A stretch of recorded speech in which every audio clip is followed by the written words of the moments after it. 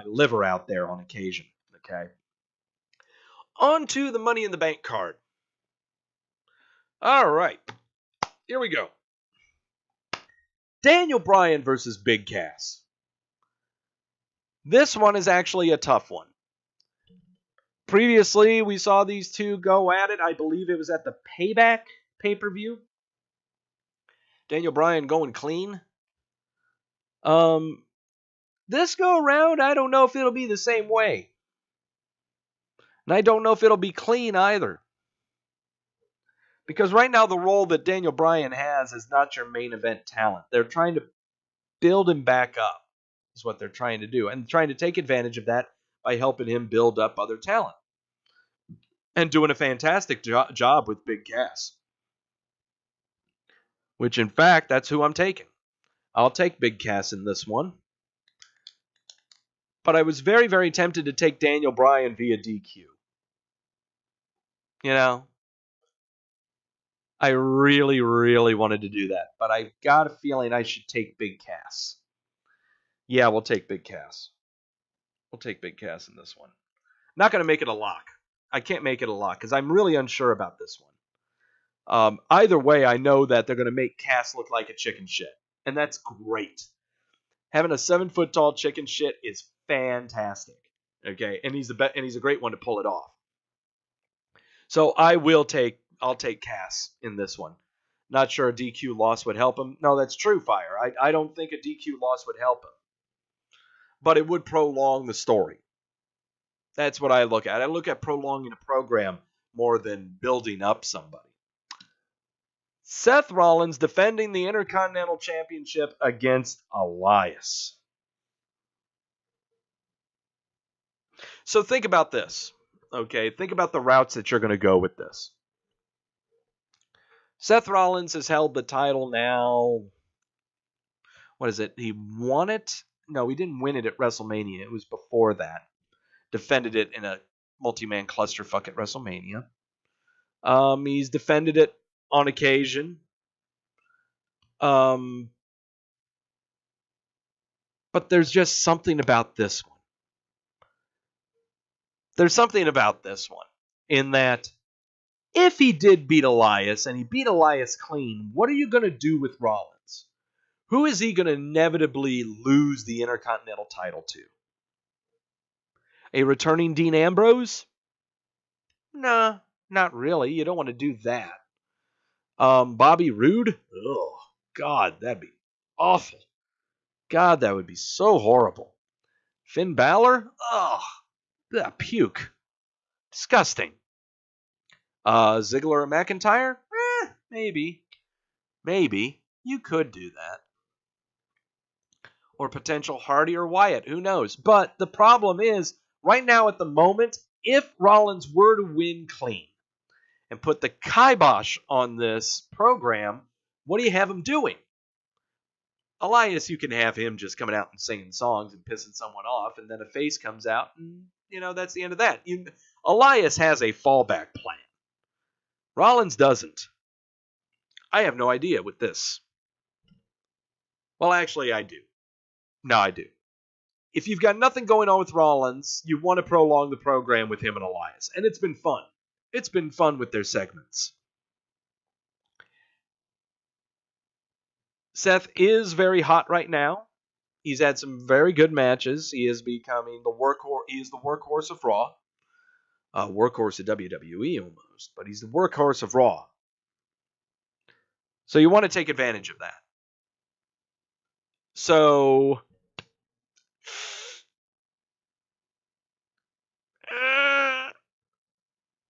Elias is the new Intercontinental Champion. I'm going to lock it. Yeah, I'm doing that. Yep, I'm doing it.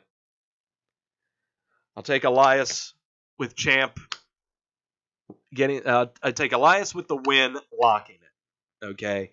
Whether he wins the title or not, it doesn't matter. I have him winning. Okay? Prolong the program.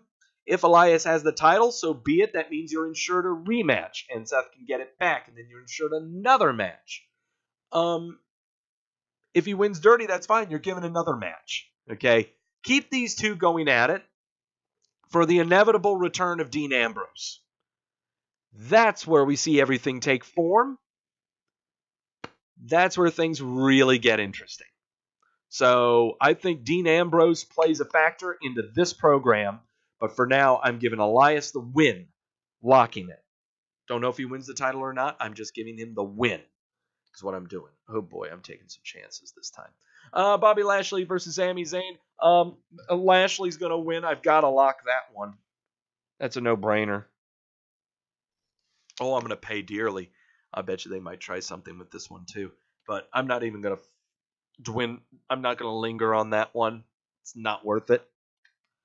The Hammer Brothers, the Cheese Brothers versus the Good Brothers. I would love for Lashley and Zayn to both lose. Is it me or does it look like Harper is photoshopped like mad? That doesn't look real. In fact, the heads of the Cheese Brothers don't look real at all. That looks weird. Yeah, that can't be that is photoshopped to all hell. There's a lot of Photoshop going on in this. And why in the hell is Carl Anderson so tall in this picture? He should be way down below. He should be about around this height right here. He should be a full half foot shorter. Cheese Brothers, Hammer Brothers versus the Good Brothers. Who am I taking? I'm going to take the Hammer Brothers in that one. Absolutely no-brainer right there. Enough to lock it? No. Not really. Not really. Not really. Nope. Jinder Mahal versus Roman Reigns, and Roman Reigns helping Jinder Mahal be a really good performer match. Wow, look at the roadmap on this guy. I swear, like right here, I see the I-485 loop here. That leads on up to 77. There's I-40. Yeah, Jesus Christ. Okay, never mind. I'm getting distracted here and slightly aroused. Jinder Mahal versus Roman Reigns. So what do you do with this one? What do you do with this one? Yeah, it's a toll road. Yeah, you're right. So what do you do with this one? Do you want this to carry on, or do you want to end it after just this very long build into the pay-per-view? I don't think you want to end this. I think you want to carry this on. Especially with the return of Samir Singh. Excuse me, of Samir Singh. With the return of him. Yeah, I think that's it. Yeah. I'm going to take Jinder in this one. Not going to hinder Jinder. I'm going to give him the win. I'll give him the win. It'd definitely be dirty. Who knows? But it'll definitely be the win. They'll carry on the program. Have it carry on into Extreme Rules. That's where it'll end. Is Extreme Rules. Yep, no problem there. Asuka going against Carmella for the SmackDown Women's title.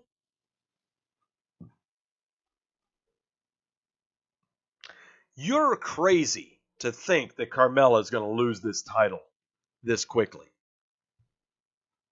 And you're also crazy to come up with a convoluted idea that she's going to become Money in the Bank again. No. That ain't going to happen. Carmella is not losing the title, but Asuka's going to win. I'll give Asuka the win via DQ or via chicanery. And I'm looking at what the other matches are. I give Asuka the win and I'll lock it. Yep, we're going to lock down Asuka. Yep, I've only got one more lock.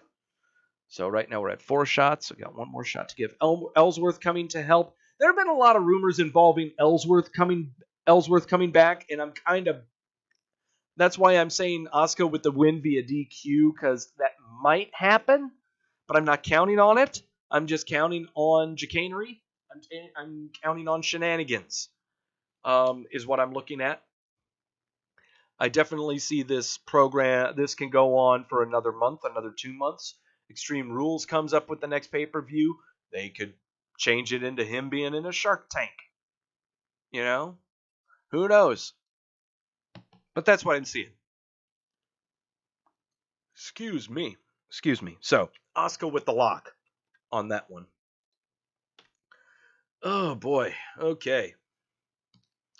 Angry Miz Girl versus Nia Jax for the Raw Women's title. Just like I said before, you are also high and completely conspiracy driven if you think Ronda Rousey's going to be the champion already. No. That ain't happening either. Same thing's going to happen here. Rousey's going to win via DQ. Nia Jax is going to do everything she can to keep that title. Yeah, this ain't going to be a clean match at all, not by a long shot.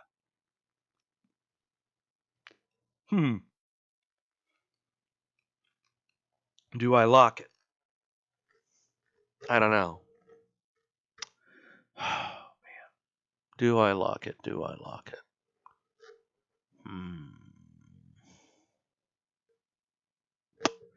Huh. Yeah, I'll lock it. I feel a lot safer doing that as a lock than I do the Money in the Bank ladder matches or the main event for that matter. So, there's my locks. That's my locks. Okay, so yeah, Rousey's going to win the match. Win it clean or dirty, doesn't matter. She is going to win. Women's Money in the Bank ladder match. Who would interfere? Steph could interfere, but I don't really see an interference. I don't see a run-in on that match. I see Nia Jax just being a chicken shit. That's what I see. Women's Money in the Bank ladder match. Now, I can go through all of these right now, and I will give you reasons why they're not going to win it. Okay, just based off of what's going on right now. Sasha Banks, no way in hell. No. No way in hell. Well, actually, I'm not even going to give you reasons. There are three women in this match that I'm looking at. There are three women I'm looking at that could probably win this. Okay. Lana, Natalya, or Becky Lynch. One of those three.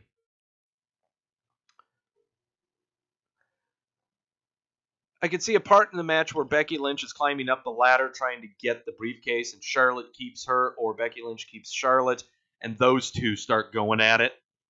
You're going to see a very, very long program involving Charlotte and Becky Lynch. It's going to be very, very long. I see that happening within this match. I don't see Ember Moon winning. It's way too early. In fact, I see her having programs with Sasha Banks at one point, and even Alexa Bliss for that matter. Naomi right now is in limbo. She's out there floating around like space junk right now. She looked like she was inevitably going to be having a program with Lana, where I don't know. So that kind of leaves out in the open Natalya.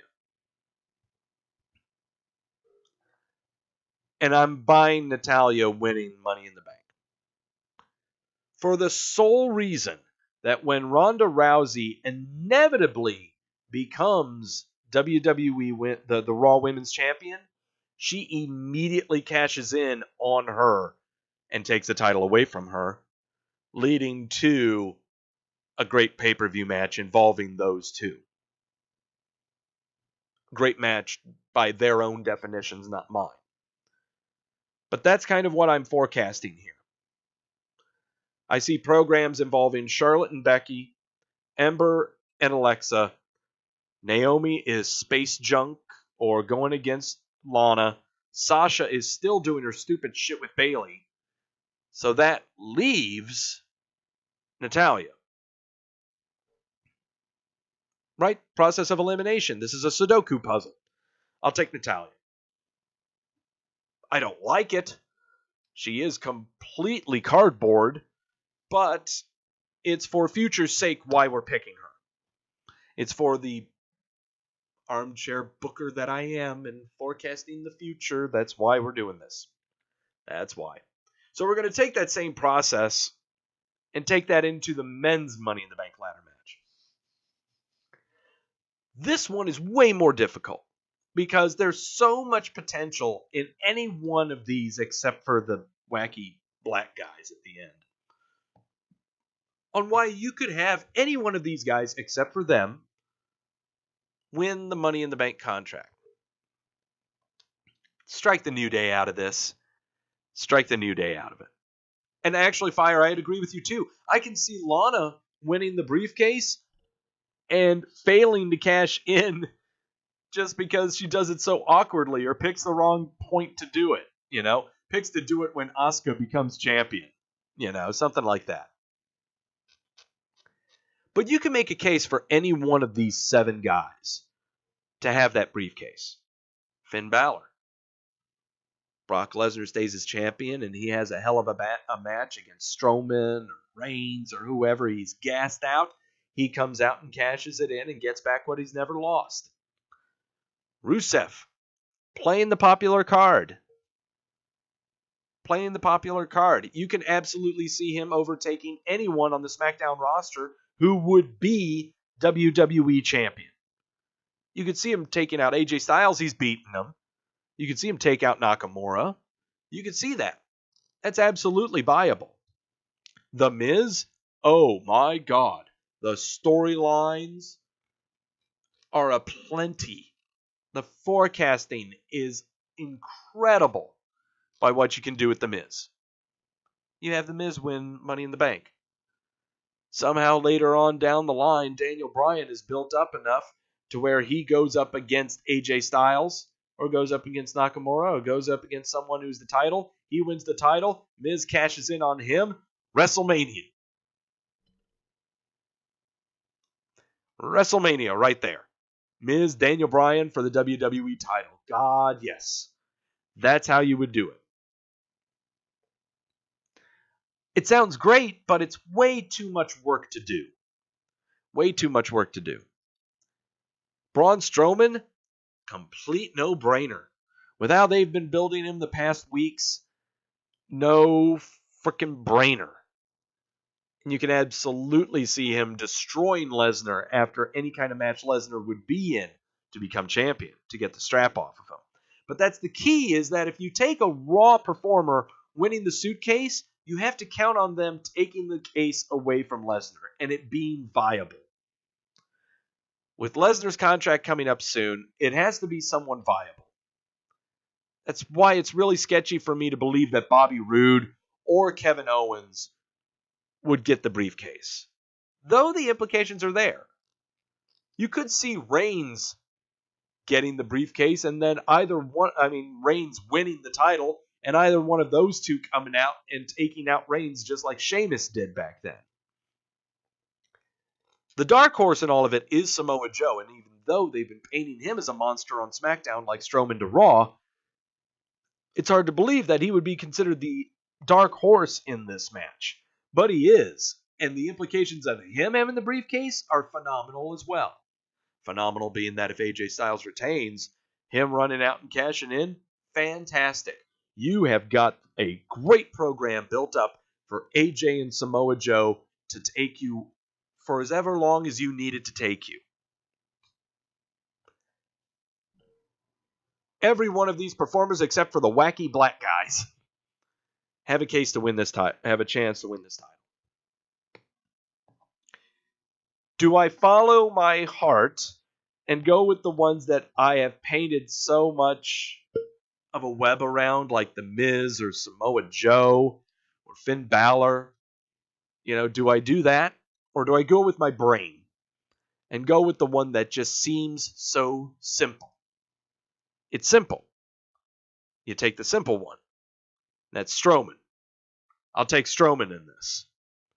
Not locking. That's the thing. I had to get rid of all my locks before the Money in the Bank matches came up.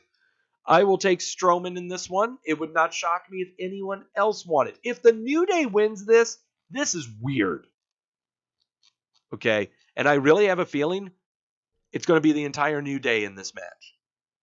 We don't know which one it's going to be until we see one of them actively get the briefcase. So that's what we got. So I've got Strowman winning the men's. I've got Natalya winning the women's. And finally, main event. God, that's a weird picture of Nakamura. AJ Styles, Shinsuke Nakamura, last man standing match. Or as I would also like to think of it, and Grash has been thinking about it in the chat room, is the first one to dick punch the other wins the title. The fist to dick match.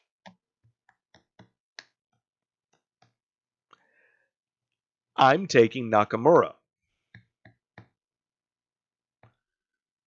What are you going to do with AJ winning this? If AJ wins this, what are your plans after that? Are you going to have him immediately go to Samoa Joe? You could. Him and Rusev would be a nice little fun program. Last Stick Standing doesn't seem right. No, it doesn't sound right. No, but that is kind of literally what it is. If AJ wins, you have him go straight to a Samoa Joe program. But the problem is also, if Shinsuke loses, what are you going to have him do? Wow, you've destroyed him. You've eviscerated him. What are you going to do with him? Could have him go after Jeff Hardy, but you've already had that. The next pay-per-view is Extreme Rules. Wouldn't it be great to have another stipulation match between these two? I don't think this is the blow-off. I don't think this is resolved. I really think this goes one more match. There's going to be another stipulation. I really think this goes for another match. And in that other match, you're going to see a run-in of some kind. Or you may see a run-in in this match involving a Samoa Joe. But right now, I'm taking Nakamura to win the title. Not going to be any double count-outs. I can't see that happening. If a double count-out does happen, you're going to see Paige or Shane McMahon walk out.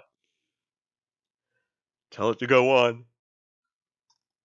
But no. No, I'll take Nakamura in this one. He's going to have the title. I'm taking a lot of chances with these picks. I've got 2 title changes. You know. You could absolutely do a double low blow callback. Absolutely. Yeah. I don't see why not. I guess my thing is someone can interfere in this match. And I'm staring at Samoa Joe. Staring at Samoa Joe interfering. Randy Orton's still out. He's not going to be coming back. Yeah, that's what I'm looking at. So, there's my picks. 15 picks, 5 locks, and a whole lot of fear in that bottle.